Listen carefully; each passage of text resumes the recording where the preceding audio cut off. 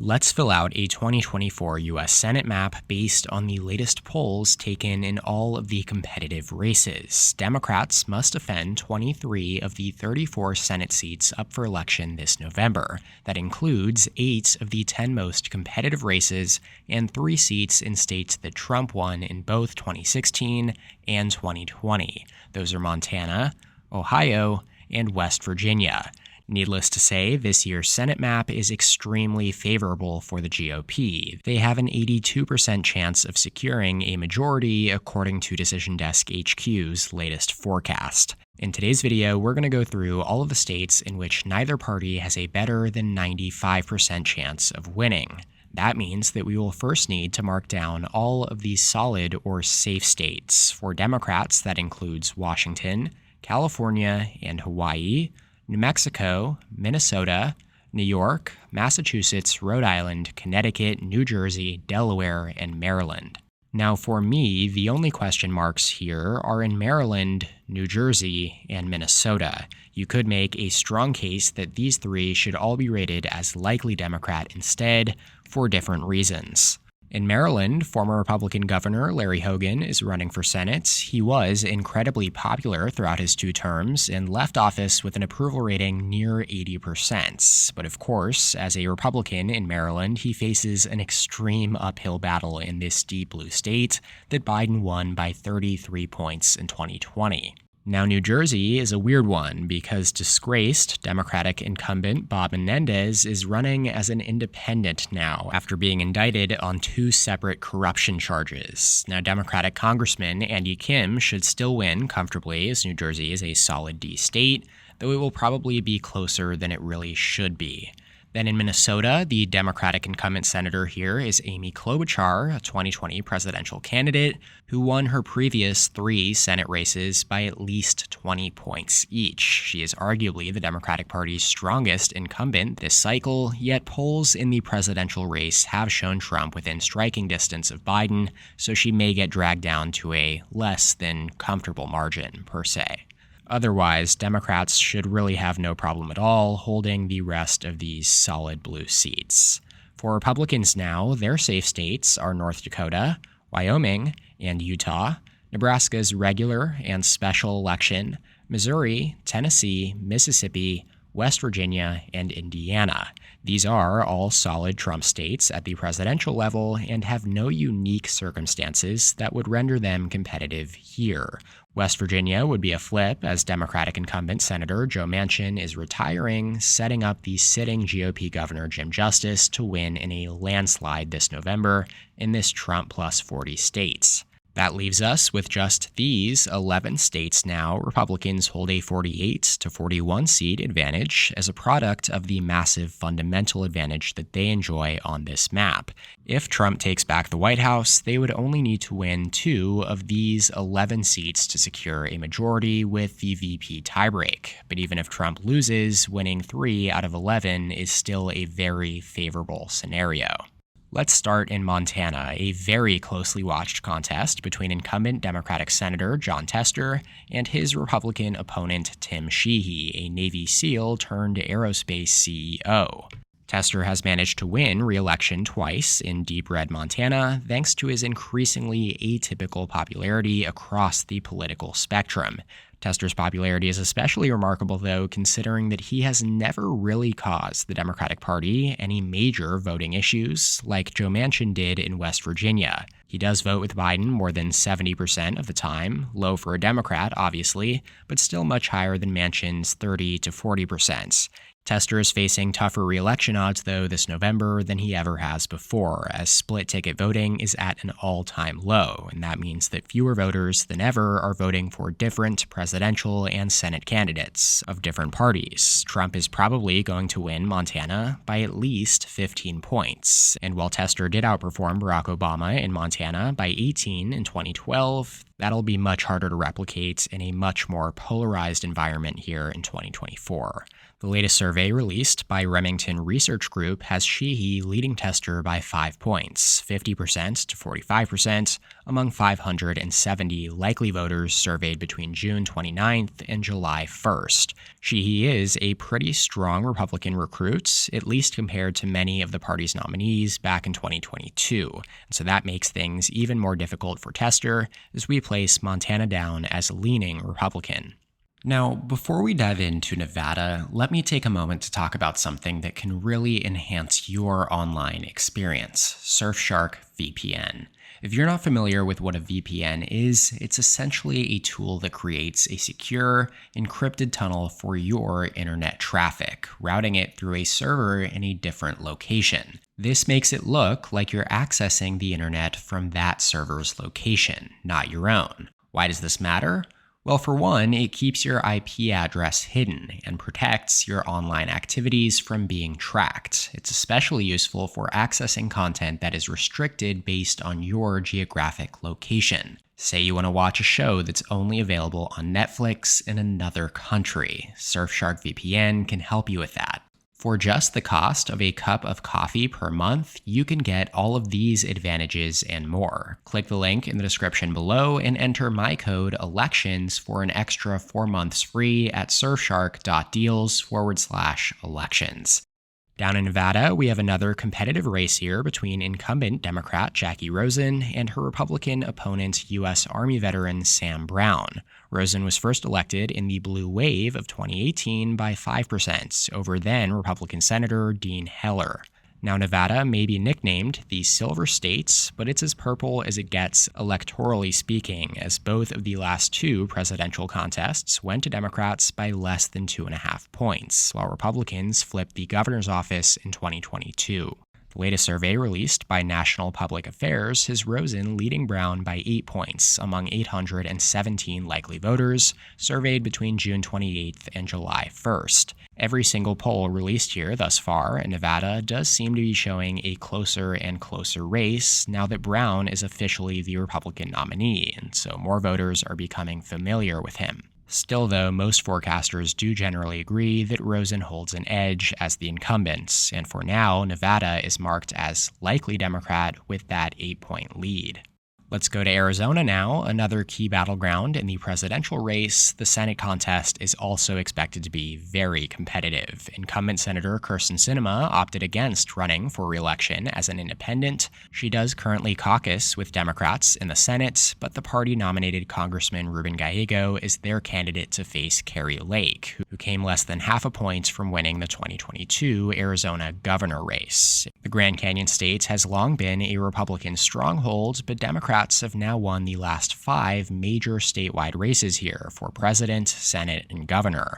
Latest poll surveying the race between Gallego and Lake again comes from the Remington Research Group. This survey shows a tied race between Gallego and Lake, with both candidates drawing 47% of support each among 648 likely voters surveyed between June 29th and July 1st.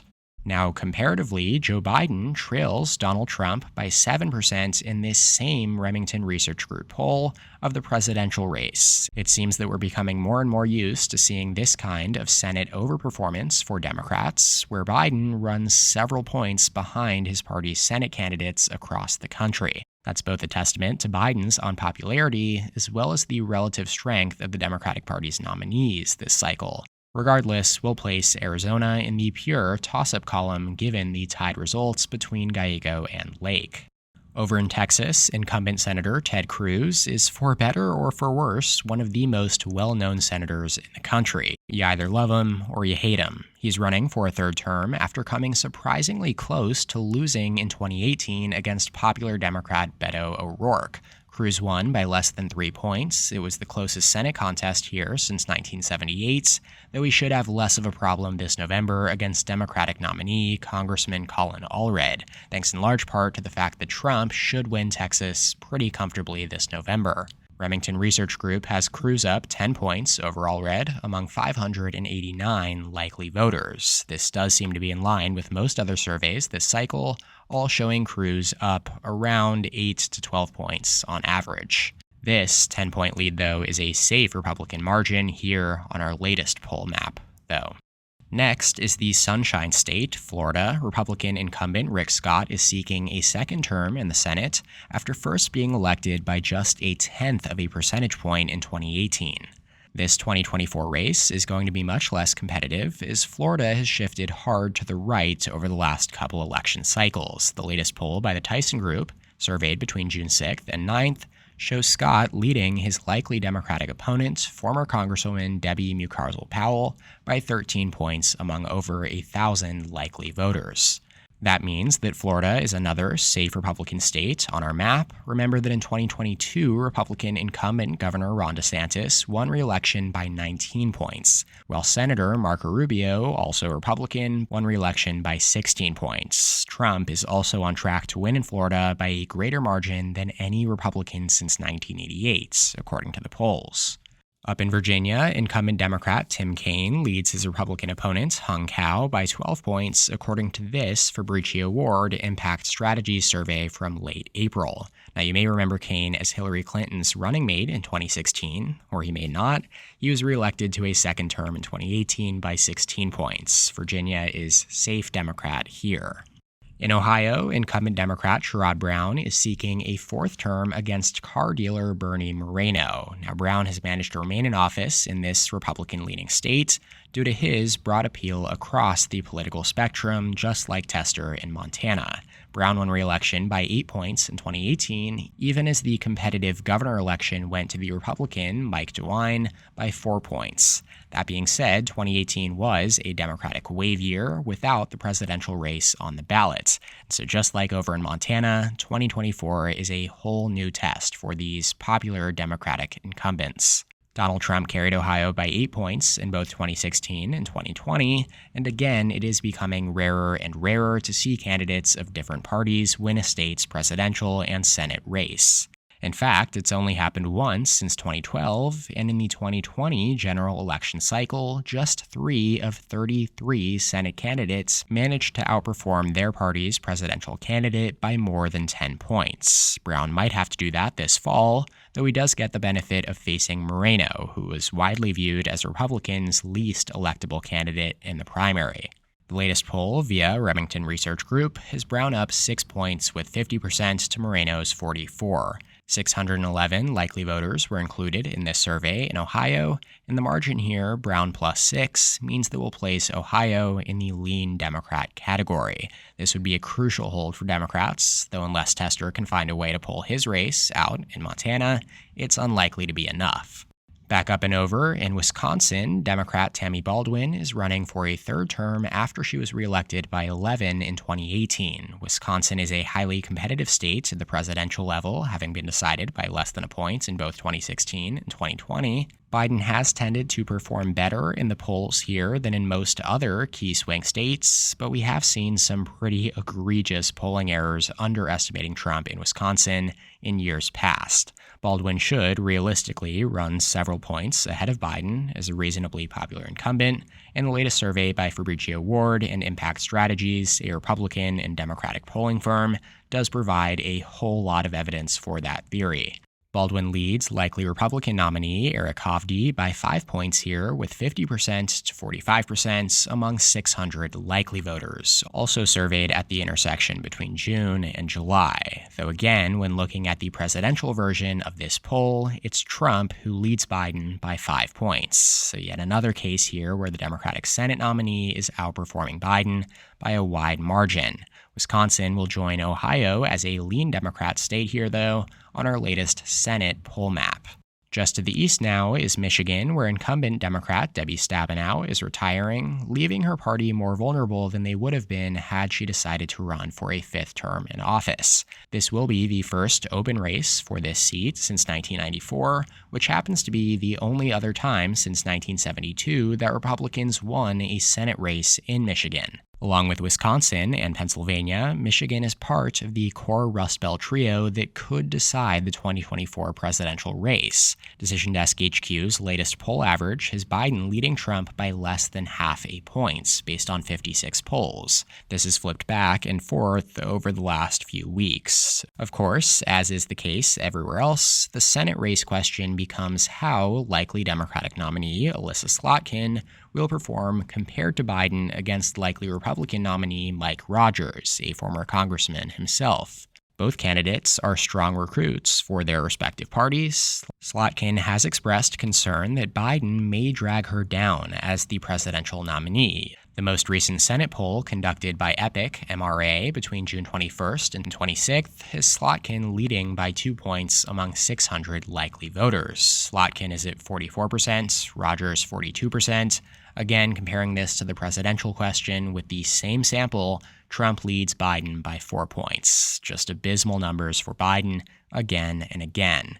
We're going to place Michigan's Senate race as tilt Democrat here. And now penultimately, in Pennsylvania, incumbent Democratic Senator Bob Casey Jr. is an electoral powerhouse here in the Keystone states. He has won 6 straight statewide elections, all by at least 9 points, and 5 of 6 by double digits. Of course, needless to say, Pennsylvania is another highly competitive race at the presidential level, though Democrats have to feel pretty confident in Casey's ability to hold this seat for the party, given his strength as a candidate alone. Another survey here by the Remington Research Group has Casey leading by a single point, though, among 673 likely voters surveyed between June 29th and July 1st. Casey 49%, David McCormick 48%, few undecideds in this survey. Now you may remember McCormick from the 2022 cycle when he came just a couple hundred votes shy of winning the Republican nomination against Dr. Oz. Oz went on to lose to John Fetterman by 5 points in a massive underperformance, so this will be McCormick's chance to prove himself here as the more electable candidate. Obviously, Casey is a more formidable candidate than Fetterman was, and this is actually the first poll all cycle that shows this race within 4 points. The DDHQ average has Casey up 5 points based on 27 polls. Nevertheless, Pennsylvania joins Michigan as tilting ever so slightly blue. Finally, up in Maine, incumbent independent Senator Angus King is seeking re-election to a third term. He caucuses with Democrats in the Senate, like Kyrsten Sinema in Arizona, but technically runs as an independent. The latest poll from Digital Research has him leading his Republican opponent Demi Kouzonis by 29 points. King consistently ranks among the most popular senators in the country and should ultimately have little problem retaining this seat as a quasi-Democrat hold. So that does it for this edition of the 2024 U.S. Senate map based on the most recent survey taken in every contest. Republicans are projected to flip the majority with 51 seats over Democrats' 48. And there's one toss-up down here in Arizona.